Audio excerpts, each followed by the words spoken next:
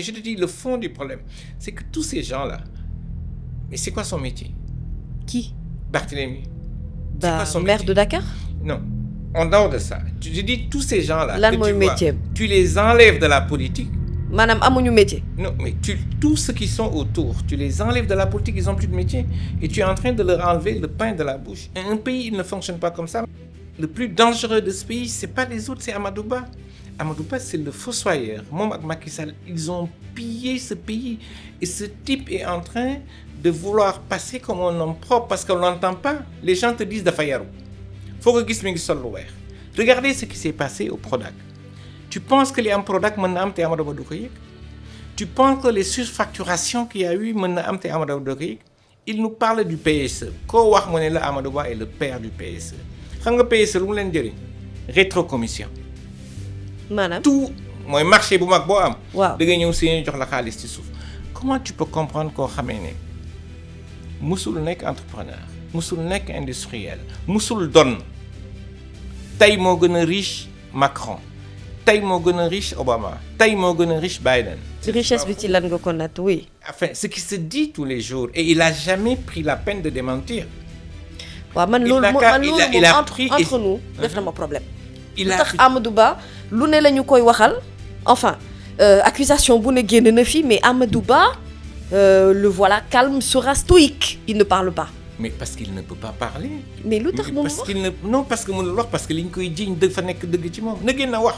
Tu peux même ne pas wax mais ce que Adama Faye a dit dégg nga li mu wax. doy na waar de. Mais c'est la vérité. Tous les gros contrats de l'État sont passés par lui. Tous les gros marchés de l'État sont passés par lui et sont complices. Je pense qu'Adama a été très clair. Et ce type a le culot de se lever pour dire que dëkk bi doxul. Ce type a le culot pour se lever pour dire man dama bëgg a defaraat. Mais xoolal ñi ko wër. Tous les gens qui l'entourent. C'est ceux qui profitaient du système avant. Xoolal rek ñi ko wër. Regarde ce qu'il y a autour de lui. Tu prends les journalistes qui parlent pour lui. Mais c'est des gens qui ñoo doon toog muy dox. Ces gens sont riches comme Crésus. Ils se sont partagés tous les terrains de l'État. Ils ont profité de ce qu'on appelle le plan Sénégal émergent pour ramasser beaucoup d'argent. Et le problème, il est là. Il faut qu'on fasse attention. Cette violence, elle est très regrettable. Mais il ne faut pas qu'elle nous pousse à croire qu'un type comme Amadou Ba est un saint.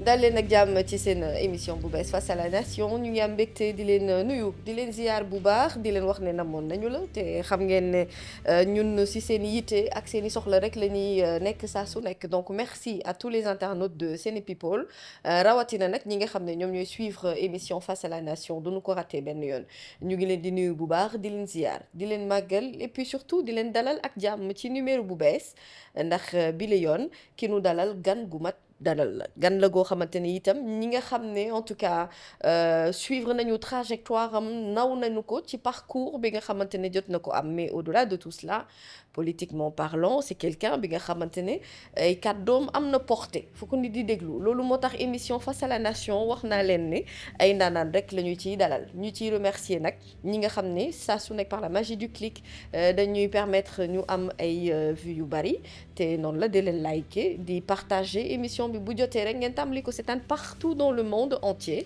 ñi nekk ci Sénégal ak ñi nekk ci bitim réew yëpp ñu ngi leen di ziar bu baax di jaajëfal Youssouf mi nga xam ne moo féete ci wàllu xarale gi jàpp ci liggéey gi ba mu yomb ba image yi nekk ay image de qualité et c'est ça qui fait aussi la particularité de Sene People mooy ne boo ci duggee tubaarkàlla macha allah da ngay kontaan ci qualité image bi kontaan ci qualité son bi kontaan également ci contenu bi nga xam ne moom lañ leen di indil ci émission face à la nation donc man Mamy Samb ngeen ci àndal ki may dalal tey nag nit la koo xamante ne ni nekk na titulaire d'un doctorat de l'université Paul Valéry de Montpellier et puis d'un MBA de l'université du Québec à Montréal après plus d'une vingtaine d'années d'expérience dans le secteur privé Lansana Gagny Sakho moom mooy sunu invité tey intégré na en octobre 2014 l'administration publique sénégalaise menée avec succès li nga xam ne moom la ñuy wax la première réforme de l'hydraulique rurale pour le gouvernement du Sénégal ak mise en œuvre projet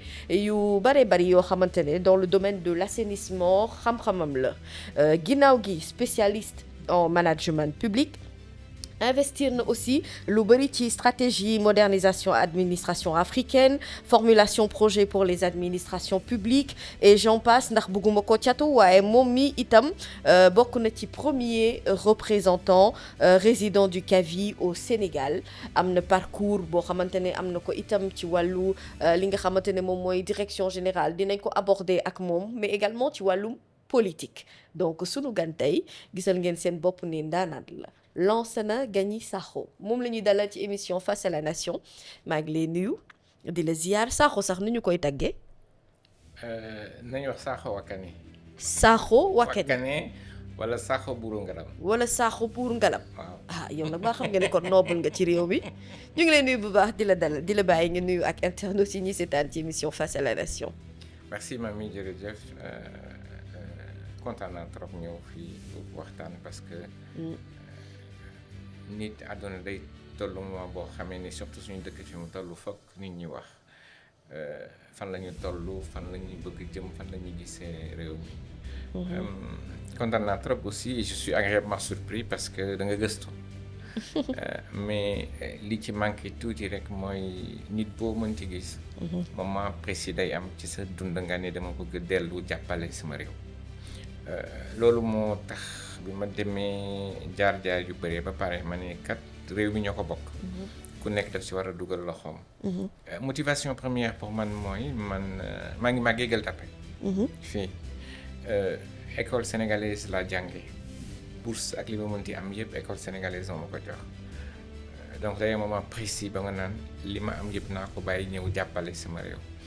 surtout sa réew bu dee daf la soxla defe naa loolu moo ma gën a yëkkati ma nekk fi ma nekk tey am yenn position yi ma am tey parce que li ma wóor man mooy suñu réew kenn duñu ko soppil ñun ñoo koy defaral suñu bopp moo tax ñëpp dañ ci war a jàpp et parfois en dehors des appartenances politiques dañu war a xool lan mooy intérêt général suñu dëkk ñu seet naka dañ koy tegee ci yoon fan la ñu bëgg a ji. guneb Gueule Tapée nga mën naa ko confirmer waaye mën naa confirmer itam sa bëgg-bëgg bi nga am ci Sénégal ak ci sa réew ndax sa parcours ak sa biographie moo ñuy permettre également ñu xam ne dirigé nga office national bu assainissement bu Sénégal ONAS diggante 2017 ak 2020 2014 ba 2017 itam nga mené ak succès réforme bu njëkk bi ñuy jagleel wàllu hydraulique rural pour le gouvernement du Sénégal pour la mise en œuvre de l'office des forages ruraux muy OFOR pourtant Lansana nag jot ngaa liggéey lu bari ci réew mi de baa xeeboo li nga fi jot a def. xeebuma li ma fi jot a def xeebuma surtout jéego yi ñu def. ci domaine bi mais wax rek ne yenn saa yi dafay am nit nga mën a wax déet wala nga mën a wax waaw. maanaam defe naa loolu mooy soppil suñu réew mën a wax déet mooy. nit booy ñëw di jël dara. nguur war la ko dénk. bul nekk demandeur mukk bul nangu ñu jox la dara parce que dañuy foog ne da ngay am conviction wala engagement politique booy nangu ñu jox la dara dafa war a nekk da nga xalaat ni mën nga yokk sa askan. naka laa duggee ci gouvernement loolu dama koy wax bés bu nekk parce que nit ñi dañu naan toujours lu tax ngay ngañ kii te moo la jox teranga musuma xalaat man te ba tey jii may wax ak yow même ba ma amee benn poste au niveau de l'APIX que foofu dama fa toog parce que man maa ne nañ ma jox. waaw parce que damay fàttali ne fi jamono ji yooyu ay PCA bu APIX. voilà c'est ça. oui dama foog ne d'abord ki la dénk daf la soxla pour moom nga jàppale ko mais soxlawu la pour la lay récompenser bi loolu mooy njëkk am te loolu bu amee loo war a njëkk jiital boo nekkee ci liggéey bi mooy sa conviction ak naka lay jàppale askan wi waaw. OFOR bi ma fay dugg mooy agence bu bees bu ñu créé man maa nekkoon employé numéro 1 du woon ñaar du woon ñett donc ci dara la ñu toog amul woon dara te yàlla dimbali ñu am na gox yu bëre yoo xam ne ndox mosu fa am mosuñu xalaat sax am ndox ñu dem ba ñëw ñu am ndox defe naa jox nit ndox dafa nekk ci loo xamee ni ci jaamu yàlla bokk. après ma jógee OFOR président de la république seet ne def nañ fa liggéey bu rafet ma ne ma da ngay dem ONAS maa ngi fa nekk 2000 su ma juumul 2019 2021 2017 defe naa 2017 2021 voilà ñetti at ak lu topp tuuti laa fa def defe naa def nañ fa liggéey bu rafet foofu aussi li koy firnde xëy na mooy maa ngi fa jógee 2021 ba tey 2024 la ñu nekk am na ñeenti DG yu jaar sama ginnaaw instabilité boobu du lu rafet mais defe naa def nañ fa jéego yu mag. peut-être wax ñi fay liggéeyee ñoo mën a firndeel loolu après yàlla dogaloon ne foofu lay yem et puis mu yem foofu mais jàppale sama réew dafa war a nekk loo xamee ne dafa war a nekk pas-pasu ku nekk. parce que suñu réew dafa toll ci diggante fi mu nekk nii xale yi bëri nañu yaakaar bi bëri na te buñ leen gestuwul xale yi nañ ñu gestu te nañu régler seen problème seen bopp. loolu moo tax ñëpp ci war a jàpp mais liggéey li koy jiital ci askan mooy surtout jub li ngay teg nga teg ko ci yoon alalu mbooloo nga xamee ne du sa alalu mbooloo la loolu dañ ci yar lañ koy jàngalee nit sama papa dafa mës a jàngal defe naa que lu dul sa alal du sa alalu mbooloo la loolu moo tax nguur gi ñu nekk ma gën a naw ànd ak ñoom ci loolu defe naa ci diggante jub ak jubanti la ñu nekk loolu moo gën a tax sama engagement gën a bëri loolu et ni ñu xamante mooy nit ñi nag dañuy jum lu bëri Ousmane Sonko dafa mosoon def benn émission yàgg na mu doon wax ci programme décennal de lutte contre les inondations il y avait des divergences man ak moom sur certains points ma ne ko boo buggee de mën nga ñëw ñu waxtaan ma wan la ni lii nga wax ci kii bi demeewul noonu ma gën la leeral bi ma ko waxee loolu moom mu ne ma loolu day lu baax la yow ñeme nga de ma ne ko ñeme naa kay mu ne ma bés nangam dinaa ñëw bés nangam boobu jot na ne ma bul ko recevoir ma ne leen loolu dama ko recevoir. ñu ne la bul ko recevoir. kan moo la wax ne la bul ko recevoir. ñu nekk ñu yoroon réew mi ñu yoroon réew mi. man leen lu tax du ma ko recevoir ñu ne ma bul ko recevoir ma ne ko comprendre ma parce que bés bu nekk nit ñëw fi di laajte information ci assainissement ma ka koy wax. et defe naa lii moom net sénégalais la comme yëpp ñu ne ma daal ñu ñooy kilifa bu ko recevoir ma woo ko nag am dëggantaan kersa bu mag a mag ne ko Ousmane mënuma la recevoir de wax dëgg yàlla mu ne ma bett ma. ndax booba da nga jot ay ordre yu lay wax ne Ousmane Sonko mii bul ko dalal. waaye te ñoo wax bu ko recevoir. d'accord mais teguñu ko woon fenn mais bon noonu la ñuy fonctionner xëy na après nag foofu laa jógee foofu ñu dem ba ci kanam mu ñëw seet sama kër ga ne ma du bëggoon ñu jàppante liggéey parce que am na lu bëri yoo xam ne man ak yow ñoo ko bokk dañ ci bokk vision mooy naka la ñuy redresser réew mi naka lañ koy doxalee. defe naa bu ñu àndee xëy na mën nañu ànd jàpp ci réew mi noonu laa commencé ànd ak ñoom jàpp si liggéey ci projet bi ba ñu egsi fii ñu egsi ba yàlla jox ñu ngóor gi. loolu moo maanaam justifier sa dugg Pastef. waaw bu dul woon Ousmane doon keneen koo xamee ne defar réew mi moo la yëkkati te man ak yow ñu bokk conviction mu wóor ma ne yow jubbanti moo la yëkkati man ak yow du nit ki ci boppam. mais idéologie bi. mais voilà fan la bëgg jëmale réew mi loolu moo ma intéressé woon parce que wax naa la ko sànq tey fi ñu toll réew mi buñ ko jubbantiwul xale yi jubbanti ñu parce que am na loo xamee ni dootuñu ko nangu moom boo xoolee tey ci lu misaal bu ndaw rek at bu nekk 300,000 xale nañu génn ci école boo xoolee 300,000 xale secteur productif bi 30,000 la mën jël.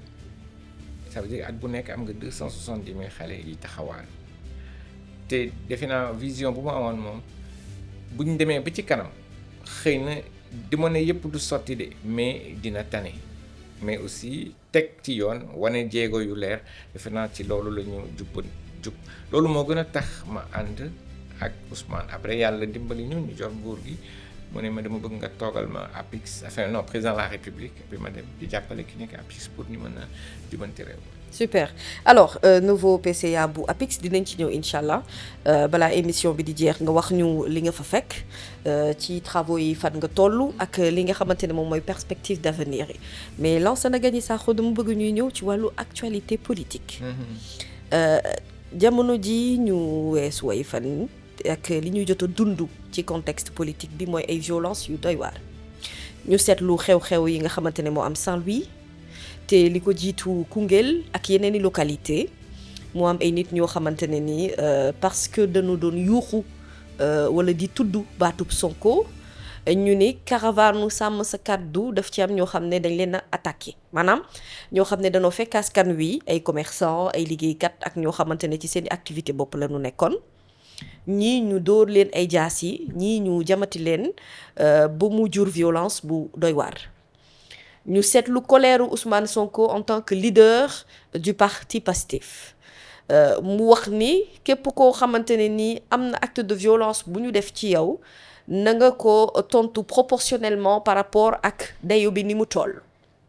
et que dootul nangooti yenn situation yi nga xamante ne moo ñeel wàllum violence am ci ndax il a interpellé personnellement le ministre de l'Intérieur Jean-Baptiste Tine et boobu ba léegi situation bi dafa mel ni dafay gën di aggravé wu.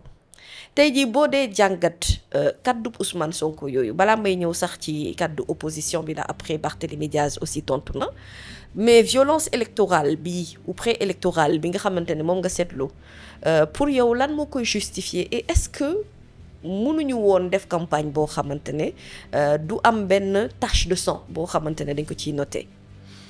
waaw fondement bi xam nga mooy lan di dund ak politique Sénégal boo xoolee leader yu bëri mësuñu liggéey mais ñoo gën a tedd ñoo la gën a tedd ñoo ma gën a tedd ñooñu booy nangu ci ñoom la nga xam ne dañ ko yore par des élections normales foog ñu fipp loolu mooy lu njëkk am beneen bi mooy également defe naa foog loolu foog nit ñi jàngal ko violence bi on doit tous la dénoncer dañ ko war dénoncer ñëpp mooy loolu li muy wane également mooy dëkk bi soppeeku na kan moo mosoon xalaat Macky Sall nekk caravane nit di ko attaqué beneen bi mooy ñaareel bi ñetteel bi mooy xam nga nit boo demee ba ñàkk nga xam nga ni fii foo demee ñu dóor la da nga naan naa ci xëpp suuf élection bañ a am maintenant il faut déplorer ce qui s'est passé li muy wane également je fais naa mooy contrairement à ce qu'on dit suñu démocratie des na lu bëri barke démb la Botswana voté régime bi fa nekkoon depuis 58 ans ñu daaneel ko benn nit bakkanam génn si Cap-Vert bi ñu janool exactement la même chose maintenant ce qui s'est passé est très très regrettable mais je pense que bu ñu xoolee de façon objective wax naa la ko sànq kan moo mës a xalaat ñu naan dañuy attaquer convoi un parti qui est actuellement au pouvoir voilà je pense que Ousmane a peut-être réagi mais nous sommes sur la dernière ligne droite et la question de fond bu ñu war a poser est-ce que amul ñoo xam ne bëgguñu élection am.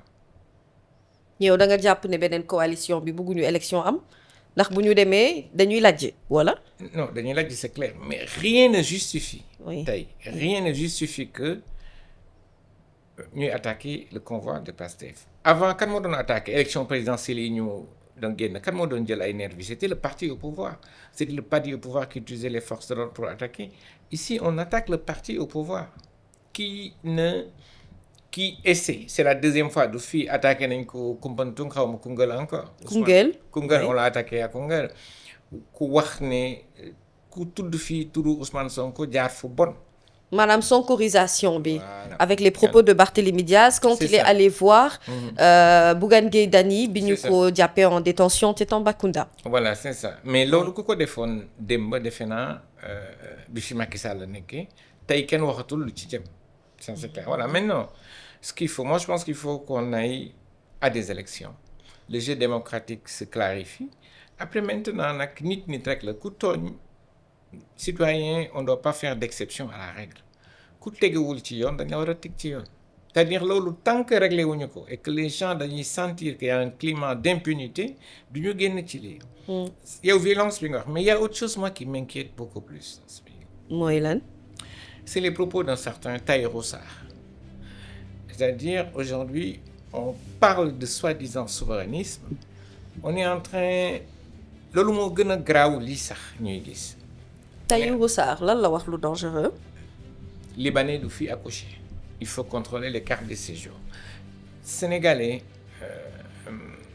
demal Abidjan Treichville le nombre de Sénégalais qui vivent là-bas nga dem Douala au Cameroun le nombre de Sénégalais qui vivent là-bas tu vas à Niamey tous les bijoutiers sont des Sénégalais on est partout malheureusement raccourci dafay gaaw jafe-jafe bu amee rek nga ne c'est l'étranger ils sont même partis jusqu'à dire ñu baal ci kàddu yi jigéenu libanais waru fii accoucher mais lu ñu xamul mooy libanais yi nekk fii yëpp c'est des sénégalais am na loo xamee ne xajul suñu réew te loolu moo gën a dangereux que tout ce qui est cette violence électorale qui va passer après mais boo dugalee ci xelu askan que yow étranger bi moo tax li nga war a am amoo ko li fi am ëllëg mooy li amoon en Sénégal et Mauritanie te kenn ñaanu ko yàlla defe naa ce discours là est beaucoup plus dangereux que ça tey on est mardi suma juumul élection yi ñeenti fan moo ci des campagne bi tëj les gens vont aller voter ils vont faire leur choix ça va passer par contre un discours haineux comme ça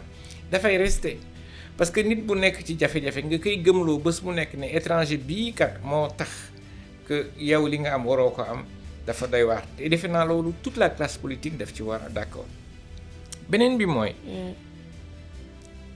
le danger de cette violence ça nous fait ñu fàtte li fi amoon démb durant les élections présidentielles. et lan moo tax réew mi suux fi mu suuxee. waaw mu am ci ay nit ñu ñàkk seen bakkeen ñeneen ñi am ay loraange ba fii ñu toog. réew mi li tax.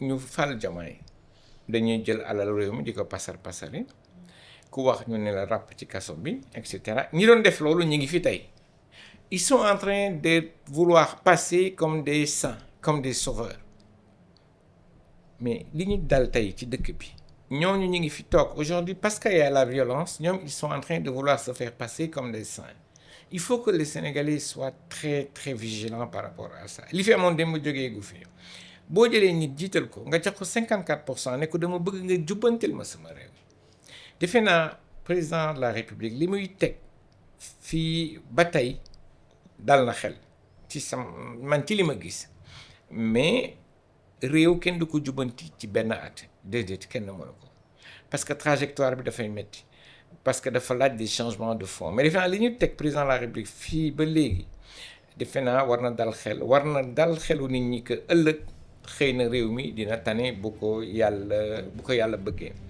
moo tax la cohérence voudrait que on lui donne une majorité après boo ko joxee majorité assemblée am na too ko dara boo ko joxee 54% élection présidentielle nga jox ko majorité assemblée nationale pour mu mën a diriger pour mu mën a surtout jubbanti du affaire u règlement de compte ay dee yi fi am yëpp fokk nit ñi wax si pour lu mel noonu bañ a amati Sénégal dañuy wax plus jamais ça. et que ñu lever amnistie bi. mais bu ñu bàyyee loolu. oui mooy même xëy na ñun man fi ma bokk ñii ñëw mën nañu xalaat ne mën ñu rey ay nit te dara leen ci fekk moo tax il faut qu'on arrive à corriger tout ça. mais sur cette question de la violence justement le président Bassirou Diomaye Diakhar Faye avant élection bi di tàmbali defoon na adresse à la nation.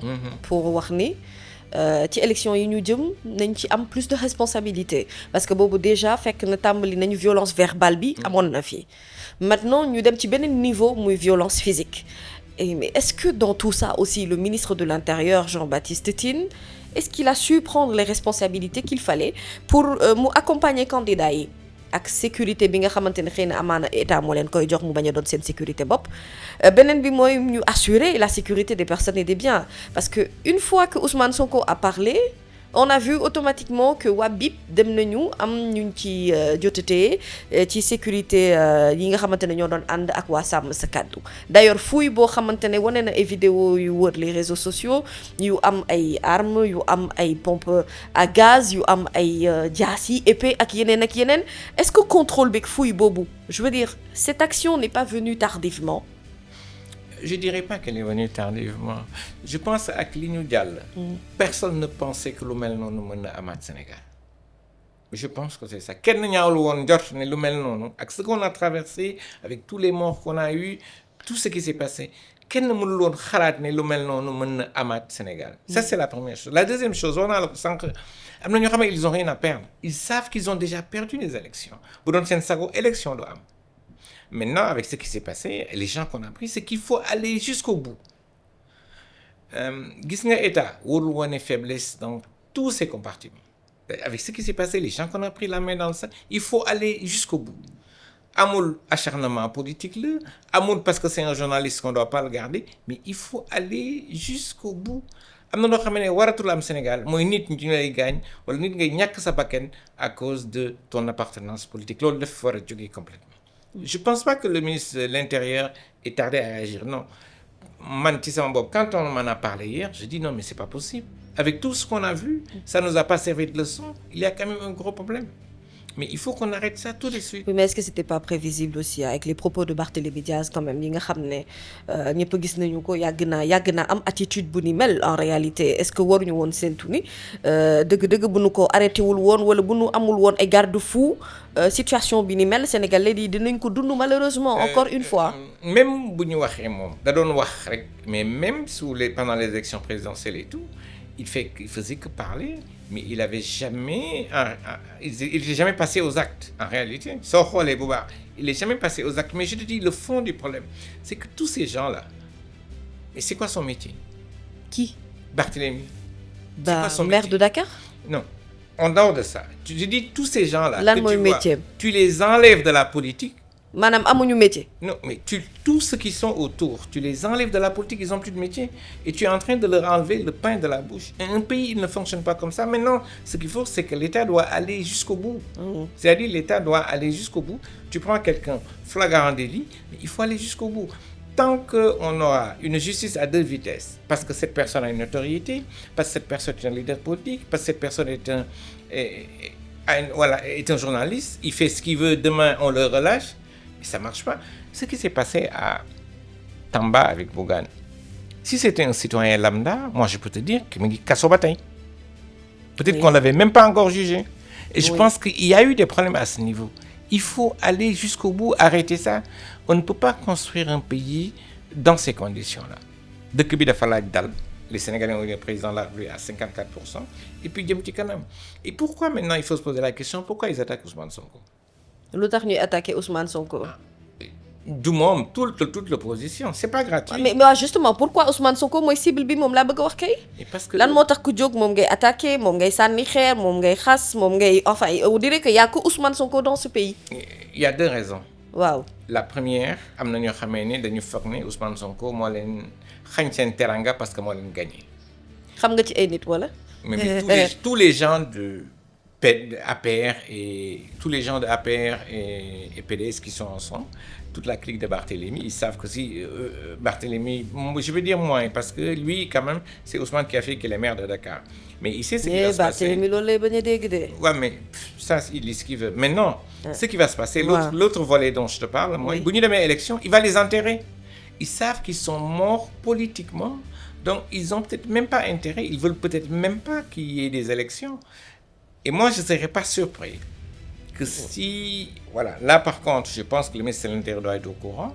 Il faut maintenant sécuriser le vote. Pour qu'il n'y ait pas de sabotage. Madame, tu wolof?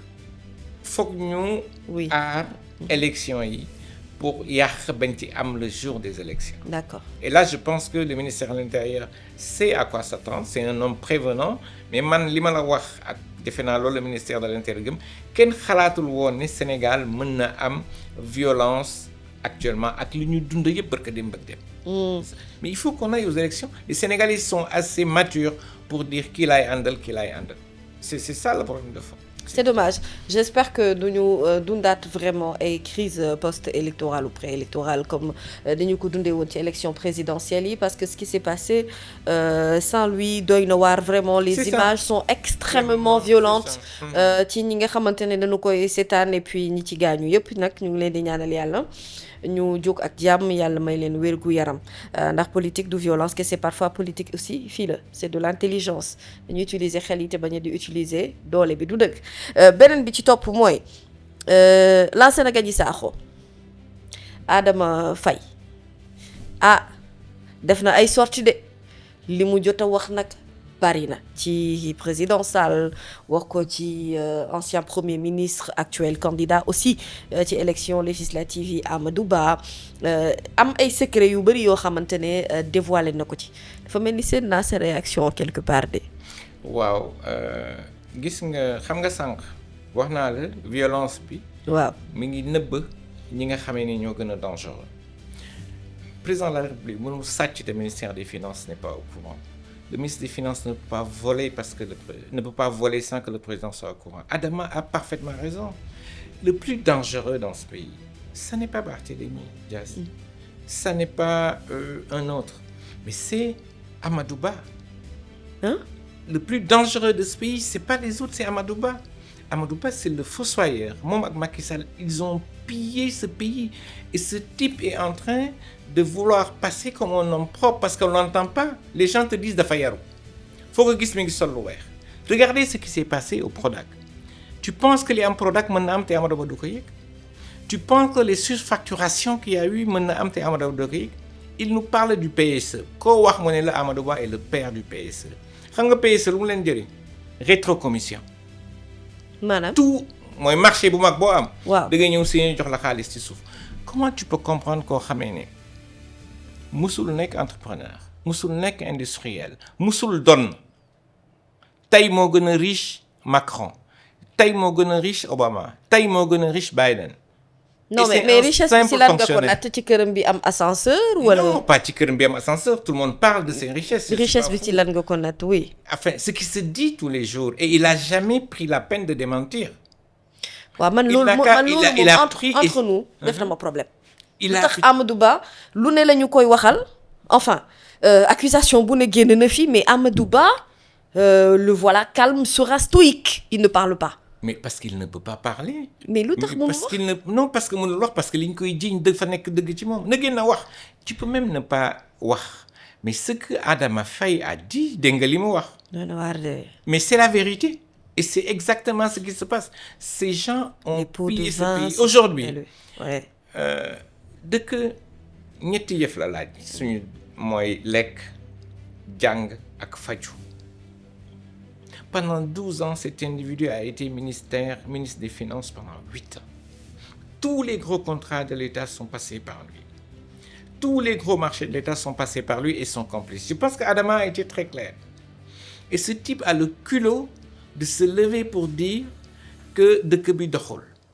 Ce type a le culot pour se lever pour dire man dama bëgg a defaraat. Mais xoolal ñi ko wër. Tous les gens qui l'entourent.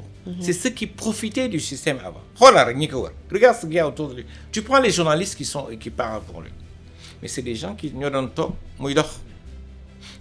Amadou Ba, sa logique, c'est de reconduire exactement le même système. Moi, je pense que l'histoire de la violence est un fait qu'on doit regretter, mais on doit faire très très attention. Li amoon Macky Sall suba mën na ñëwaat ak Amadou Ba. Il faut simplement regarder son entourage, son équipe de campagne, les gens qui l'entourent. Il ne faut pas qu'on perde ça de vue. Dëkk bi dafa laaj ñetti yëf benn mooy defaraat ko.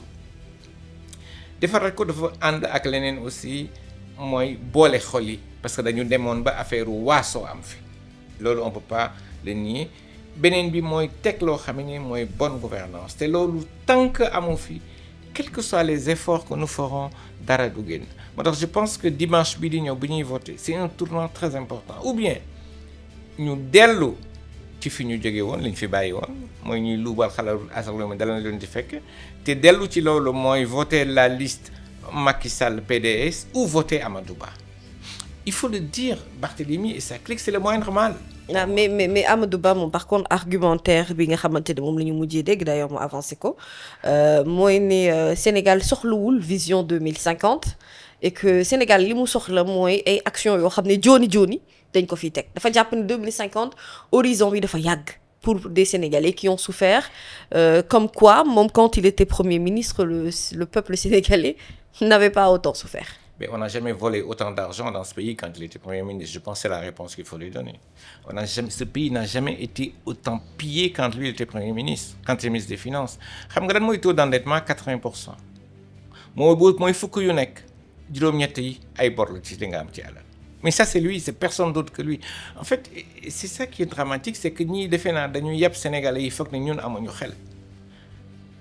dëgg la dëkk duñ ko tabax ci benn at ñetti at ñeenti at dëkk da nga koy tabax sur un horizon long par contre il y a des urgences et je pense sur lesquelles le président va travailler wax naa la ko sànq mooy nit ñi dañu xiif il faut régler ça nit ñi dañu bëgg a faju nit ñi dañu bëgg a jàng ça c'est les 3 points sur lesquels il faut travailler mais transformer dëkk kenn mënu ko def ci benn at ñaari at ñetti at c'est mooy comme xëyu xale yi il faut pas aussi ñuy dig nit ñi loo xamee ne mënuñu ko affaire yu xëyu xale yi mën na sotti mais du nekk loo xamee ne ci ñaari fan ci benn at lay nekk ci ñaari at lay nekk li ñuy wax transformation structurelle économie mooy loolu boo xoolee tey ci doon un exemple très simple tant que Amadou Ba était là gerte gi la ñu doon def dañ koy jël on subventionne et on dit aux Chinois venez acheter parce que Mabouba est sorti je pense que c'est ça fait partie de la politique globale de l'État ne gerte gi dootul génn mooy on va donner les moyens à la Sonacos gerte gi ñu koy mën transformer et puis xale yi mën liggéey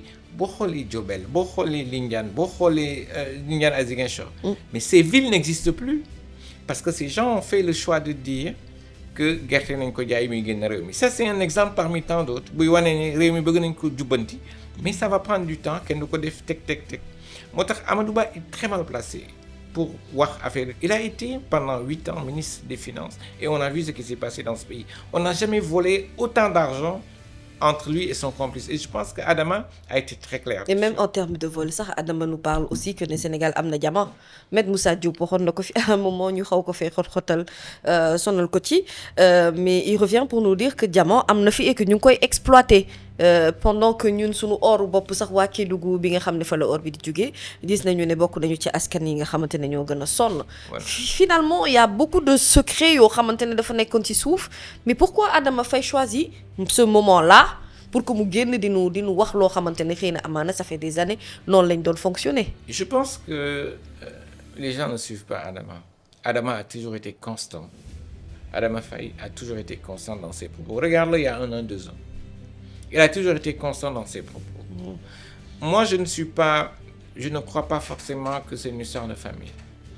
On peut lui reprocher ce qu'on veut, mais je pense qu'il a été toujours constant dans ses propos et dans sa façon de faire. Il a toujours été constant. Mais sa sortie ne m'a pas surpris du tout. Il a toujours été constant. Et il a dit des choses qui se sont passées dans ce pays. Ces gens de nous sédo à la louréo. Un fonctionnaire sénégalais, comme je dis, moi mes exemples sont clairs, ne peut pas être plus riche que le président des États-Unis. Ce n'est pas possible. Et aujourd'hui, c'est ce qui est en train de se passer. Ces gens sont riches comme Crésus. Ils se sont partagés tous les terrains de l'État. Ils ont profité de ce qu'on appelle le plan Sénégal émergent pour ramasser beaucoup d'argent. Et le problème, il est là. Il faut qu'on fasse attention. Cette violence, elle est très regrettable, mais il ne faut pas qu'elle nous pousse à croire qu'un type comme Amadou Ba est un saint. Il ne faut surtout pas. Et je pense que c'est ça la stratégie. C'est pour ça, moi j'ai vu ces photos en ville ce matin. Il passe pour un saint. Il veut nous faire croire qu'il est un saint. On n'oublie pas que ce type a été ministre de l'économie et des finances de ce pays pendant 8 ans. Il ne faut pas qu'on oublie que le taux d'endettement de ce pays de 80%, c'est lui. Il ne faut pas qu'on oublie également le Prodac. Mais c'est lui le Prodac. Et c'est lui qui disait il n'y a pas de rapport du Prodac. waaw mais justement bu ñu xëyee tamit lire ci yéenekaay yi ñu xamal ñu ne ba finalement même ci mbiri Prodac bi sax turu Mame Mbaye nekku ci te mbiri Prodac ñëpp xam nañu li mu jur coow ci réew mi diggante Mame Mbaye Niang Ousmane Sonko jaabante yoonu tribunal ak leneen lu ni mel tey nu xëy nañu Mame Mbaye turam sax nekkul ci ñi nga xamante ne am na ñaar ñu ci jot a teg loxo yow finalement ngeen ñu lépp Amadou Ba la est-ce que du laas na da nga am problème ak Amadou Ba rek. Non est-ce que li nga ko sas lépp diisul. Est-ce que la responsabilité première de l'ancien président de la République Macky Sall. xam nga wax naa la sànq dara un président ne peut pas piquer de l'argent sans que le ministre des Finances soit au courant xaalis bi réew mi moom moo ko yor dërëm bu génne lu ñu signé ci moom la. Il faut pas que fasse croire que Amadou Ba est un saint et tout ce qui s'est passé c'est Macky Sall. Macky Sall je le conjugue au passé. Tu sais pourquoi? Je pense qu'il ne reviendra plus jamais. Mais l'erreur à ne pas faire, c'est de croire que Macky Sall est mauvais, Amadou Ba est un saint, donnons le pays à Amadou Ba. Amadou Ba boo ko joxee réew mi li am ci Macky Sall mooy raw lii. Macky Sall sax ma ko tane. Regarde son entourage, ñan ñoo ko wër. Tous les repris de Macky Sall qui profitaient du système, c'est eux qui sont autour. Qui sont les journalistes qui sont autour d'Amadou Ba? Regarde. daa am ay journalistes autour d'Amadou Ba yëguma ko. Mais regarde, tu sais bien que moi, qui sont les journalistes qui sont autour de ce mec? Oui. Ce sont uniquement les mêmes qui profitaient largement du système sans travailler. Tu les connais mieux que moi. déedéet xaw ma leen waaw xamoo leen boog nañu wax ne xamoo. déedéet peut-être Amadou wala Youssouf xam na leen man xaw ma leen. Voilà nañu wax ne xam mais il faut qu'on fasse très très attention. Le problème c'est la violence elle est déplorable nit waratul dee suñu dëkk à cause de mais il faut qu'on fasse très attention. Celui qui veut qu'on le prenne pour un saint n'est pas forcément un saint. Un loup parfois il lui habille de porter les habits d'un mouton. dëgg la alors ma fàttali sunu mbokku internet yi yéen a ngi seen émission Face à la Nation ñu ngi dalal le grand Lassana Gagny Sakho di waxtaanee wàllum actualité élection yi yegsi na ba pare yéen am ngeen yaakaar ne di ngeen am ndam wala te bul ma wax nag ne ndam li da ngeen ko wéer ci foule bi nga xam ne moom moo topp Ousmane Sonko de. Je suis très réaliste. Il se pourrait qu'on n'ait pas la majorité. dégguma li nga wax te wax ma ko ci wolof. est-ce que doo ma dimbali ci wolof bi comme ça internaute yi mën a comprendre waaw. je suis duma kuy beew kuy teel a beew mën na am ñu bañ a am majorité xam nga lu tax. ndax lan. gis nga sénégalais yiy voté bokk ñu ci benn parti ñu ngi seen biir kër toog. La grande majorité des sénégalais qui votent ils sont chez eux ils sont pas dans les foules. dañuy bàyyi ba jour élection ñu yeewu suba dem voter. mais foule spontanée bi leen topp nag. La foule c'est la foule c'est pas la foule qui fait les différences. Tu penses que s'il y avait foule Macky Sall aurait perdu les élections Amadou Ba aurait perdu les élections passées. déet ñoom dañ daan joxe t-shirt nag. sandwich ak passe non mais il y avait la foule. waaye ñii ñoo jugal seen bopp.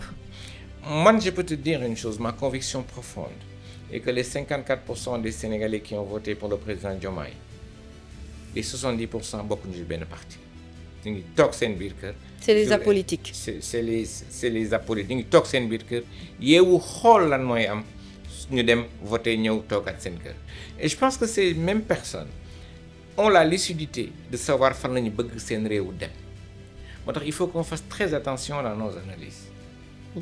Le bon sens par contre voudrait que le président de la République ait la majorité pour la raison très simple. Bu yàlla defee que majorité amul le pays est bloqué pendant 4 ans parce qu'on ne pourra pas gouverner te loolu defe naa kenn ñaanu ko yàlla. beneen bi wax naa la dara sànq nit ñi génn àdduna nit ñi nga xamee ne ils sont handicapés à vie c'est pas une question de revanche mais fokk loi d'amnistie bi ñu dindi ko ñu xam li xew lu mel nii bañ a amati te ñoom ñëpp ñiy daw xam la moo tax ñu bëgg a nekk député d'abord se protéger beneen bi que la loi d'amnistie ñu bañ ko voter te bu ñu voté wu loi d'amnistie bi kenn du xam li xewoon démb pour mu mën a bañ a ci am ci dëkk bi loolu moo tax man de personnellement j'appelle les Sénégalais à voter pour le président de la République. Après par contre ku la jox 54% jox la majorité présidentielle amee la tudd dara li muy xaar si yow mooy résultat ñu jublu nag ci liggéey bi mais man gëmuma ne ce sont les foules qui vont faire la différence ku gëm ne les foules qui vont faire la différence xëy na da ngay yeewu suba nax sa bopp président Abdoulaye Wade bi mu fiy jógee j'avais vu les foules qui le suivaient également. waaw. ñoom moom kan moo mënoon xalaat ne président Abdoulaye Wade mënoon nañ ko gagné sénégalais yi voté ñu ngi seen biir kër toog di xool di xaar te xam nañu fan lañu jëm te li ma wóor mooy fàtte xaju fi sax même ci ñoom maintenant je pense qu'il faut laisser le président de la République terminer son mandat dans de bonnes conditions jox ko lépp mais après tu lui dis jox nañ le président 54% jox nañ la majorité maintenant résultat la ñu xam. waaw compléter liste bi mu daal di mat ginnaaw pouvoir exécutif bi pouvoir judiciaire bi pouvoir législatif bi aussi c'est important sénégalais yi am na ay points yoo xam ne dañu koy xaar ci 15e législature bi bokk na ci wax nga ko sànq li nga xam ne moo jëm ci wàllu amnistie bi mais aussi ñu taxawal haute cour de justice. C'est ça. Pour enfin ñu mën a àtte yenn ministres yeeg yenn kilifa yi nga xamante ne amoon nañ fi ay portefeuille te haute cour de justice bi tant que activé wuñu ko yenn yu ci bari duñu ko mën a def mu féete bor impunité jeex fi loolu mooy bëggu askan wi donc l'appel de Lansana Gagny Sakho mooy ni ci élection yi ñëpp dem voter ji massivement et faire le bon choix bu ñu duggee ci urne yi bu loolu weesoo APIX nu mu def. Ouais, ça se passe très bien. Comment se porte APIX? APIX, ça se passe très bien. Il y a une nouvelle direction générale qui est en place, qu'on va accompagner naturellement. C'est le rôle d'un président d'un conseil d'administration. fekku leen fa ay scandale comme yenn direction yeeg. Bon, moi, comme nekkuma dans la gestion opérationnelle, mënuma ci wax li xew mais man au-delà de l'APIX, il y a des choix qu'un homme rationnel n'aurait jamais fait. Mënoo construire un stade de foot comme le stade Ablaye Wade a prêté 150 milliards de francs CFA alors que say xale yi ñu ngi nekk ci ay abris provisoires amuñu fu ñu jàngee mënuloo construire arena boo xamee ni ça sert à des shows à des concerts alors que sa population amuñu lu ñu fajoo. Le président de la République wax na ko on va continuer à faire des investissements mais investissements yi ñu def c'est des investissements judicieux loo xamee ni doo ko signer ba pare muy continuer di coûter de l'argent à l'État. Donc on va mettre des priorités et je pense que APIX si loolu la jëm aussi. Naturellement il y aura des changements à faire parce que référentiel bi d'abord changé na. Maintenant on a un plan qui va jusqu'en 2050 avec une vision très claire. Ça veut dire que APIX ni muy doxee ça va être, je pense que l'approche va changer dans le fond. Mais ci lan la ñuy xaar APIX de manière beaucoup plus précise fii ak 2050 justement concernant cette nouvelle vision. Des nouveaux travaux. Y a pas nit ñi dañuy juum ci lu bari dëkk ay travaux yoru ko. Non. Quand tu prends le TER, quand tu prends l'autoroute à péage, quand tu prends les BRT, ils ont créé combien d'emplois? Le problème de notre pays suñu dëkk mooy naka la ñuy def ba xale yi am xëy benn bi mooy il faut rendre le pays plus attractif mooy ñi nekk ci bitim réew ñëw di investir ñëw ne suñu dëkk kat nañ fi mën a investir mais loolu du yëfu président de la République yëpp yëfu sénégalais yëpp la affaire violence bi du loo xam ne dafay yombal loolu. Malheureusement. Voilà du loo xam ne day yombal parce que investisseur buy dem ci réew dafa xelam dafa war a dal. Que fii mën naa fi def sama xaalis te jafe-jafe du ci am. Surtout que Ousmane Sonko a fait un peu les choux gras de la presse internationale. C'est ça, concernant cette violence-là. Cette violence-là. Donc benn bi mooy il faut qu'on travaille dans un climat apaisé. Mais Sénégal rek ngay gis réew moo xamee ne ay ñu fi dëkk nekk doomu réew mi dañuy ñaan yàlla régime bi fi nekk échoué. Loolu fii rek amul feneen donc ça c'est des choses sur lesquelles l'APIX va encore beaucoup travailler rendre le pays plus attractif pour les investisseurs. Direction générale bi mu ngi def liggéey bu rafet beneen bi les travaux dañ koy continuer il y a des infrastructures à mettre en place et je pense qu'il y a des textes qu'il faut revoir pour que liggéey bi mën a gaaw mën a bar mais surtout ñu def ko dans la transparence xëy na am na travaux yoo xam ne dañ koy surévaluer mais il faut mettre un cadre ba dërëm boo xamee ne génne nañ ko ñu xamee ne dërëm bi fee la jëm mais day génne dërëm gannaaw la dem ci ay poche nit donc je pense que APIX le président de la République a été très clair il faut le renforcer APIX et puis am na beneen liggéey aussi boo xamee ne defe naa war nañ ko def loolu ça sort du cadre de la mais il faut rationaliser le dispositif également il y a beaucoup d'agences je pense que loolu aussi ci liggéey bi la bokk ci yaxanal bi la bokk je pense que le président de la République était très clair dans le domaine mais wax naa la sànq rek leen état kenn du ko jubbanti ci benn at ñaari at ñetti at. Ça prend du temps day am ay priorité mooy lekk bi nit ñi dañu xiif il faut ñu liggéey ci lu gën a gaaw mooy fajugu mooy surtout xale yi mën a dem jàngi école am na loo xam ne war na fi jóge rapidement mooy li ñuy wax abri provisoire boo nekkee Dakar fii da ngay ñëw toog ci classe am na buntu dañ koy tëj bu tawee doo tooy mais boo génnee Dakar à quelques kilomètres tu verras que am na xale yoo xamee ni dañuy naaj bi la ñuy toog di jàng loolu yëpp war na fi jógee ci et je pense que c'est des axes prioritaires sur lesquels le gouvernement va travailler.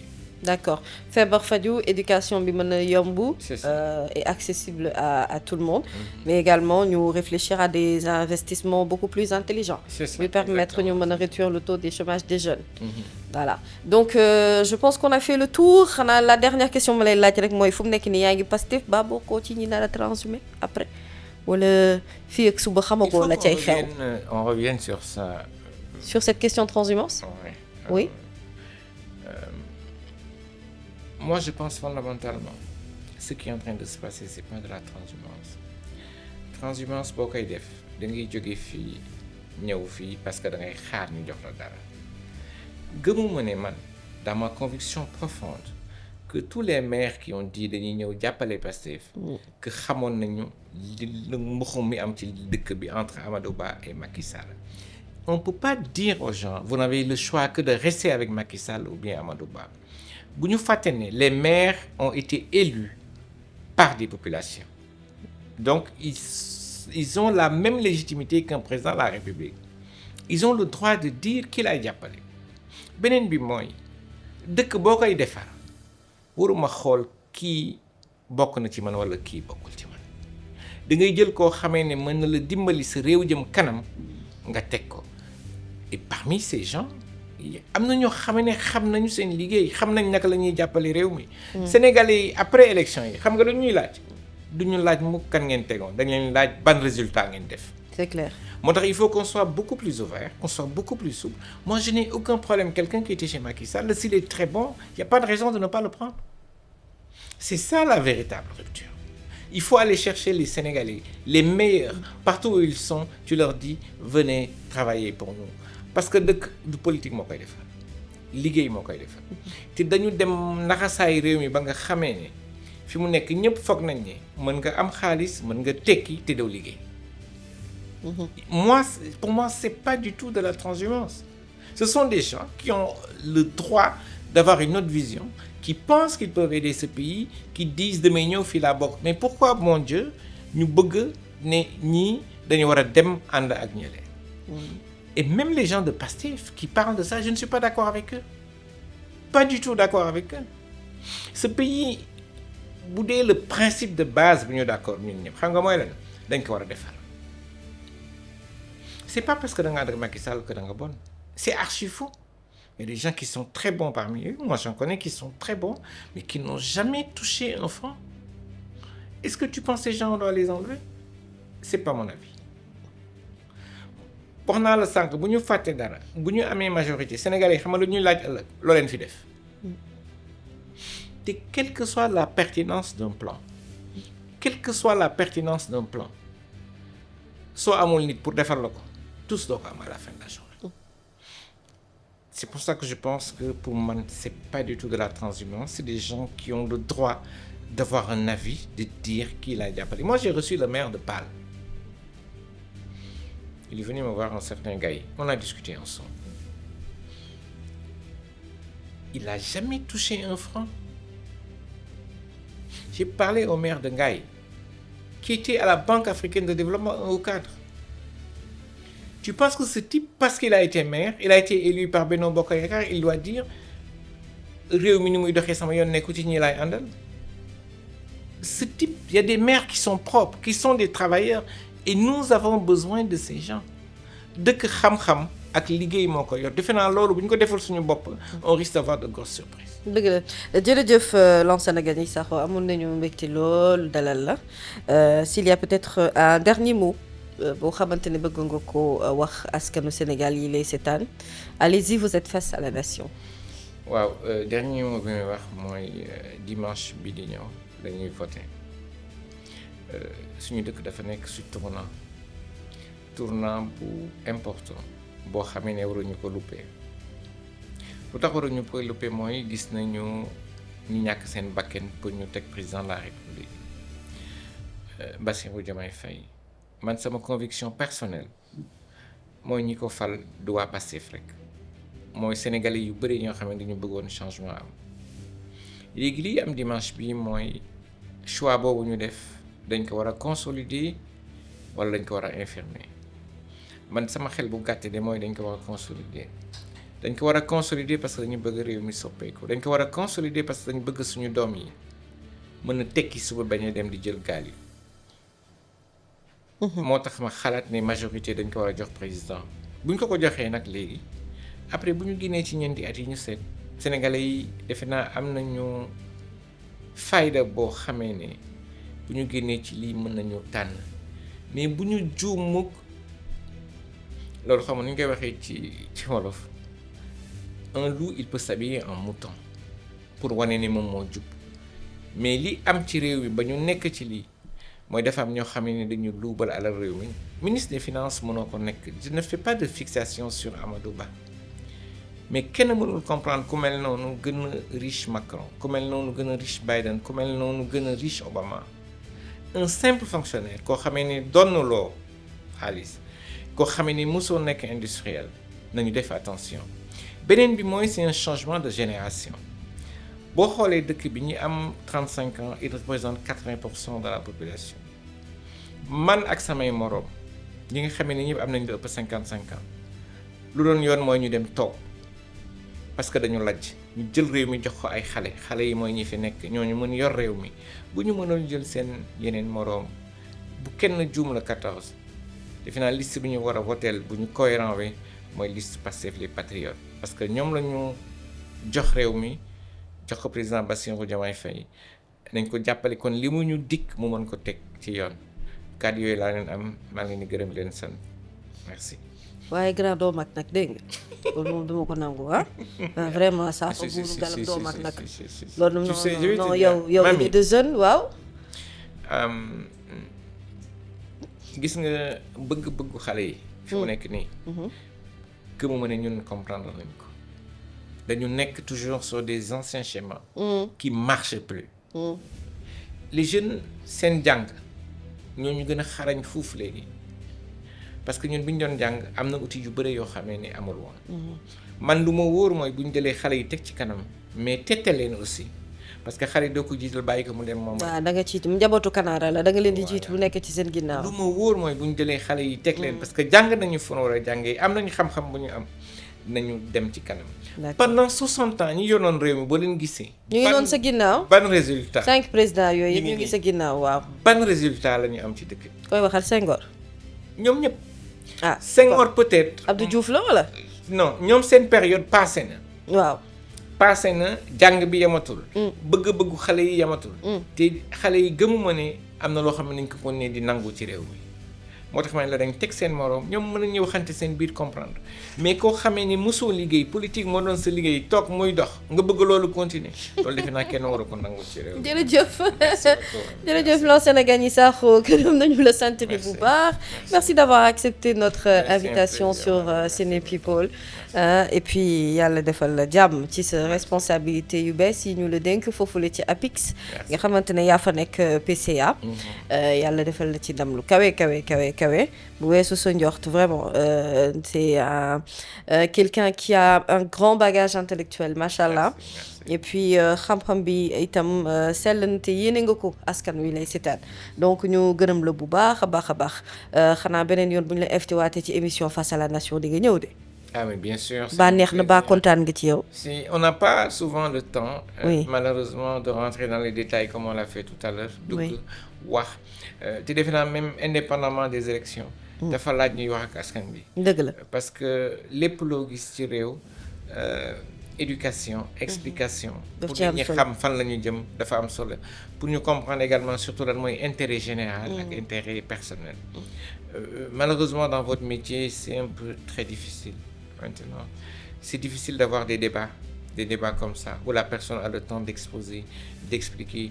te loolu defe naa c'est quelque chose qui nous incombe à nous tous wax naa la ko sànq nga ne dama mag peut-être mais ñun suñu avenir mi ngi suñu ginnaaw. waaw waaye nag réew mi dañ ko war a bàyyi ci ay anam yoo xamee ne suñu doom yi dootuñu soxla. di jël gaal nan dañuy dem dañ ko war a bàyyi aussi ci anam yoo xamee ne ñi nekk bitim réew. ñu mel ni jigoo ñu ngi nii bari nañu. xam nga lan mooy seen bëgg-bëgg. ñibbisi jàppale seen réew. dëgg la dañoo bëgg seen réew c'est des patriotes dans le vrai sens du terme. il y en a patriotisme vrai énormément. d'ailleurs ñu ngi leen di nuyu bu baax les Sénégalais de la diaspora voilà.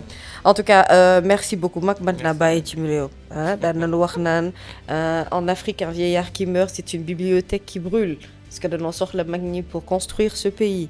et l'occasion mag ñi ay mag lañu. duñu ay mag ñi duñu ay mag ñi xale yi ñoo dellu nekk mag mais est-ce que ay mag lañu en termes de modèle.